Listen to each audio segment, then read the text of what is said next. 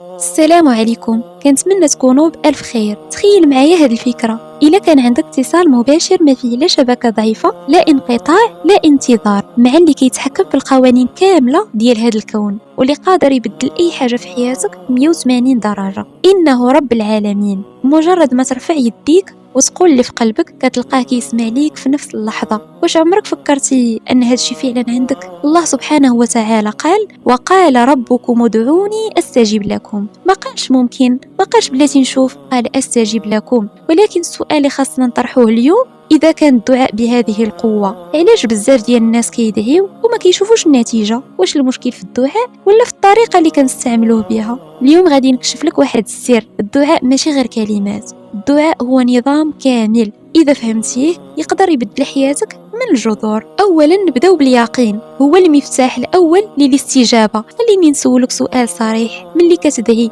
واش فعلا كتحس أن الدعاء ديالك غيتحقق ولا غير كتقول كلمات وخلاص؟ النبي صلى الله عليه وسلم قال: دعوا الله وأنتم موقنون بالإجابة. ركز معايا في كلمة موقنون. كاين فرق كبير بين واحد كيدعي بلا ما يستشعر شنو كيقول وواحد آخر كيدعي وهو حاس باللي راه غتوقع. اليقين هو ديك الحالة النفسية اللي كتفتح باب الاستجابة. والله سبحانه وتعالى قال في الحديث القدسي: أنا عند ظن عبدي بي. يعني كيف ما ظنيتي بالله غيتعامل معاك. إذا كنتي كتشوف أن الأمور صعيبة غتبقى صعيبة، وإذا كنتي مؤمن أن الله قادر يبدل كل شيء غتشوف العجب. الدعاء هنا ماشي غير طلب، هو إعادة تشكيل طريقة تفكير وبالتالي لواقعك بالكامل. الآن غنهضروا على الاستجابة اللي ما كتبانش. كاين واحد الخطأ كبير كنديرو كاملين، كنعتقدوا أن الاستجابة خاصها تجي بالشكل اللي حنا طلبناه، ولكن الله سبحانه وتعالى قال: وعسى أن تكرهوا شيئا وهو خير لكم. بمعنى ممكن الحاجة اللي كتعتبرها انت مشكل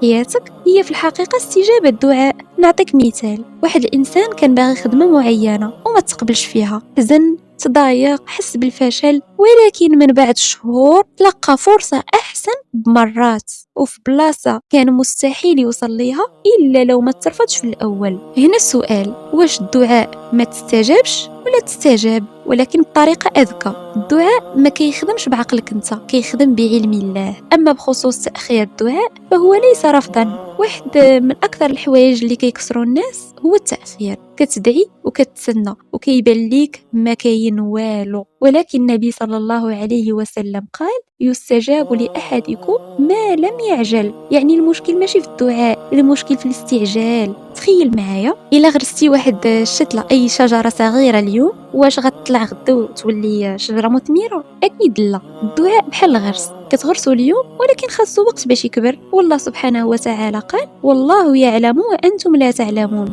يمكن الله كيوجد لك حاجة أكبر ولكن خاصك تصبر شوية. تأخير ماشي عقاب، التأخير هو جزء من الخطة. الآن غندوزو لكيفاش الدعاء يغير القدر. كاين حديث عظيم خاصك توقف عنده: لا يرد القضاء إلا الدعاء. هاد الجملة بوحدها كافية تبدل نظرتك للحياة. يعني كاين أمور كانت غتوقع ولكن بالدعاء تبدلات. تخيل معايا كنتي غادي تمشي في طريق معين ودعاء واحد خلاك تبدل القرار، وهذا القرار هو اللي نقذك من بلاء ديك الطريق. الدعاء ماشي غير مجرد طلب باش تحصل على نتيجة معينة، الدعاء كيوجهك حتى للقرارات اللي كتوصل لديك النتيجة. بمعنى كيبدل الأفكار، الفرص، الناس اللي كتلاقى، التوقيت. الدعاء هو تدخل إلهي في حياتك. علاش بعض الدعوات ما كيتحققوش؟ هنا كنحتاجوا أننا نفهموا بعض المسائل. ماشي أي دعاء غيتحقق بالطريقة اللي بغيتي. النبي صلى الله عليه وسلم قال: إما أن يعجل له دعوته أو يدخرها له أو يصرف عنه من السوء لها. يعني ممكن يتحقق دابا، ممكن يتأجل الأخيرة وفيه أجر عظيم، أو ممكن يتحول لحماية من بلاء. تخيل معايا ربما كنتي غتدخل في مشكل كبير ودعائك هو اللي يحبس عليك داك المشكل وانت ما عارفش. لهذا ثقة في الله أهم من النتيجة. الآن غنهضروا على مفاتيح الاستجابة. بغيتي الدعاء ديالك يكون أقوى؟ ركز على هذه النقاط. أولا الإخلاص. الله سبحانه وتعالى قال: فادعوا الله مخلصين له الدين. ثانيا اليقين تام باللي راه تحقق، ماشي غير غيتحقق. ثالثا الإلحاح، ما تملش، عاود الدعاء مرات عديدة. رابعا اختيار الأوقات، بحال آخر الليل وبين الآذان والإقامة. خامسا الدعاء للآخرين، النبي صلى الله عليه وسلم قال ولك بالمثل. سادسا الامتنان، قبل ما تطلب شكر الله على اللي عندك. هاد الشي كامل كيخلي الدعاء ديالك أقوى بزاف. من